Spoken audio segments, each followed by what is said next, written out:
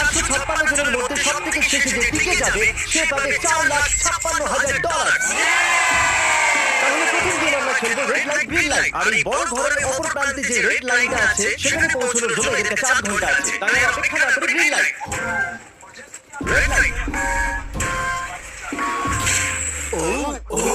আর যেরকমটা আপনারা দেখছেন প্রত্যেক খেলোয়াড়ের গায়ে আমরা একটা ডিভাইস ট্যাপ করেছি যেটা ওরা এলিমিনেট হলে পপ হয়ে যাবে। ক্রিস, তুমি কি ট্রাই করবে? Red light.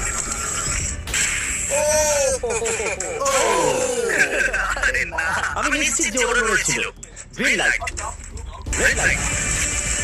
ও ইয়ো, ভুল হচ্ছে কিন্তু। ঠিক আছে, এখন অনেকেই আউট হয়ে যাচ্ছে। তুমি পরের রেড লাইট অব্দি এখান থেকে তো এগিয়ে যেতে চাও, তাই না?